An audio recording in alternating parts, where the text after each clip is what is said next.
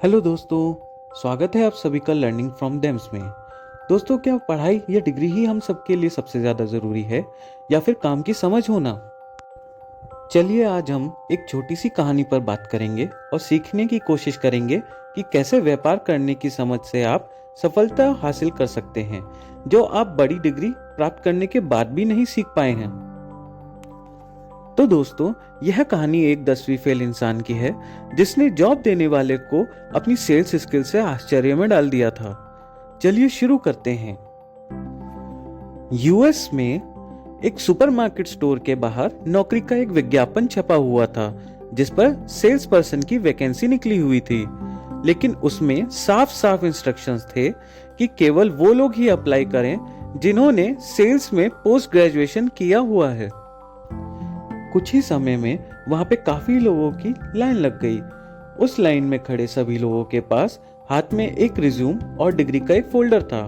वे सब इंटरव्यू के लिए अपनी बारी आने का वेट कर रहे थे, लेकिन इस लाइन में एक इंसान बिना किसी डॉक्यूमेंट के खड़ा था। उसका नाम जयश था। लाइन में लगे लोग उसे हैरानी से देख रहे थे, पर कोई कुछ बोल नहीं रहा था। कुछ समय के बाद जयश को इंटरव्यू के लिए बुलाया गया।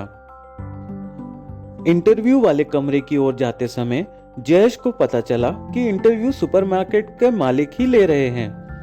वह थोड़ा सा नर्वस हो गया, लेकिन इंटरव्यू के कमरे की ओर बढ़ता रहा।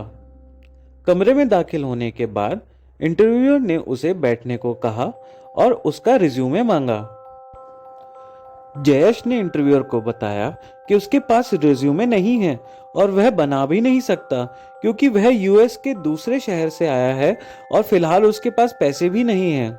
यह बात सुनकर इंटरव्यूअर हैरान हो गए, लेकिन फिर अपने आप को संभालते हुए उन्होंने जयश से उसकी क्वालिफिकेशन पूछी। तो इस पर जयश ने इंटरव्यूअर को बताया कि वह 10वीं पास नहीं कर पाया था। इतना सुनते ही इंटरव्यूअर गुस्सा हो जाते हैं और जयश से कहते हैं, तुम हमारा टाइम वेस्ट करने आए हो। यहाँ पर जॉब के लिए जितने भी कैंडिडेट्स आए हैं वो सब जयश से बहुत ज्यादा क्वालिफाइड और एक्सपीरियंस्ड हैं। तब जयश विनम्र होकर इंटरव्यूअर से कहता है कि भले ही वह इस जॉब के लिए क्वालिफाइड नहीं है, पर वह सेल्स बखूबी करने जानता है और यही तो इंटरव्यूअर को चाहिए था कि उनके सुपरमार्केट की सेल्स जल्दी से जल्दी बढ़े। जयश ने उनसे कहा कि उसे खुद पर इतना भरोसा है कि वह यहाँ की सेल्स कम से कम 1.5 गुना बढ़ा सकता है और वह यह साबित भी कर सकता है कि यहाँ पे आए सभी क्वालिफाइड लोगों से वह ज्यादा सेल्स निकाल सकता है। जयश इंटरव्यूअर के आगे एक कंडीशन रखता है कि उसे 1 महीने का समय दिया जाए। कंडीशन के मुताबिक 1 महीने में इंटरव्यूअर के हिसाब से अगर वह सेल्स नहीं निकाल पाया तो वह खुद नौकरी छोड़ देगा और सैलरी भी नहीं लेगा। इंटरव्यूअर इस कंडीशन पर मान जाते हैं और जयश को सेल्स इंटर्न के तौर पर रख लेते हैं। क्योंकि जयश के पास पैसे भी नहीं होते हैं, तो वह स्टोर के गोडाउन में ही सोता है और दिन में स्टोर में काम करता है। 1 महीने बाद जब ओनर सेल्स चेक करते हैं तो पाते हैं स्टोर की सेल्स लगभग 3 गुना बढ़ गई है और यह सेल उनके सभी स्टोर में से सबसे ज्यादा है। जब वो सेल्स पर्सन का सेल्स ग्राफ चेक करते हैं तो पाते हैं कि उस स्टोर में 70% से भी ज्यादा सेल्स सिर्फ जयश ने की है। यह देख ओनर बहुत खुश होते हैं, लेकिन उसी समय हैरान भी होते हैं कि एक 10th फेल इंसान कैसे इतनी सेल्स कर पा रहा है। ओनर उसी समय डिसाइड करते हैं कि वह एक दिन के लिए देखेंगे कि जयश कैसे काम कर रहा है, कैसे वो इतनी सेल्स लेकर आ रहा है। ओनर से रहा नहीं जाता है और वे अगले दिन ही सुबह स्टोर पहुंच जाते हैं और जयश के पास पहुंचते हैं और वहां देखते हैं कि जयश एक कस्टमर को फिशिंग रॉड बेच रहा होता है, जो कि स्टोर की सबसे महंगी फिशिंग रॉड है, जिसकी कीमत लगभग $2000 होती है। और वो कस्टमर फिशिंग रॉड खरीद के बिलिंग करवा रहा होता है। यह देख ओनर काफी खुश होते हैं कि इतनी सुबह जयश ने अच्छा धंधा किया है। तभी ओनर देखते हैं कि जयश बिलिंग करते समय कस्टमर से पूछता है, सर क्या आपके पास मछलियों का चारा है जिसे आप फिशिंग हुक में फंसाकर मछलियां पकड़ सकेंगे? तब कस्टमर कहता है कि उसे यह पता ही नहीं था कि मछलियों को भी चारा डालना पड़ता है। तब जयेश कस्टमर को एक चारे का पैकेट सजेस्ट करता है जो कि $200 का होता है। कस्टमर चारा भी खरीद लेता है और फिर से बिलिंग करवाने के लिए आगे बढ़ता है। तभी पीछे से जयेश कस्टमर को आवाज लगाता है और पूछता है कि क्या उसके पास मछलियां रखने की बास्केट है। इस पर कस्टमर बोलता है कि वह डेली यूज होने वाली बास्केट में ही रखेगा। तब जयेश कस्टमर से कहता है कि जो बास्केट वह यूज करेंगे उसमें तो मछली शाम तक सड़ जाएंगी और खाने लायक भी नहीं रहेंगी। तब इस पर कस्टमर जयेश से इसका सलूशन पूछता है। जयेश उसे एक बढ़िया बास्केट दिखाता है और कस्टमर को उसकी खूबी बताता है कि यह बास्केट 2 दिन तक मछलियां फ्रेश रखेगी क्योंकि इसके अंदर इंटरनल कूलिंग टेक्नोलॉजी यूज की गई है और इसका मूल्य भी ज्यादा नहीं है। यह महज $600 में ही आपको मिल जाएगी।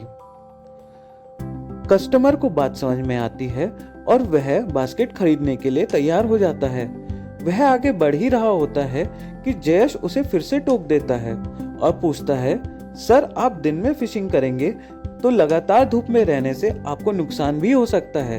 क्या आपके पास छाता है? कस्टमर जयेश को बताता है कि उसके पास एक छोटा छाता है।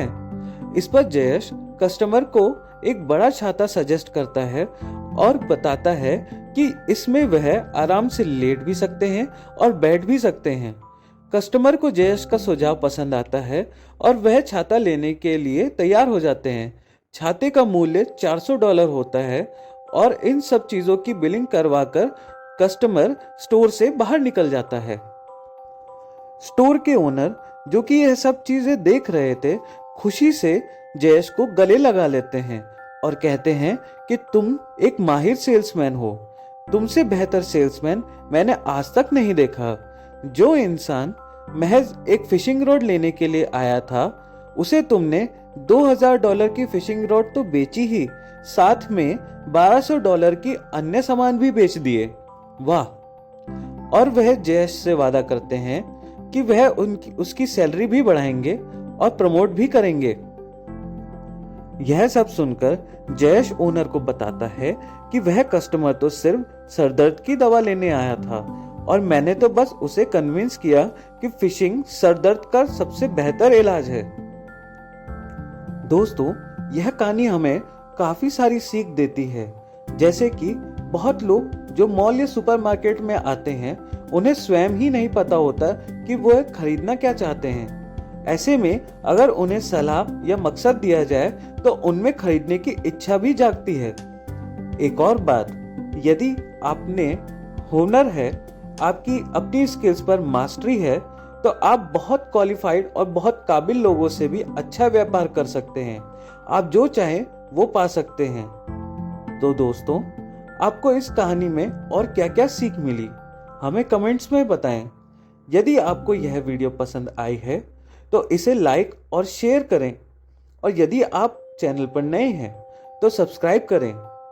Thanks for watching.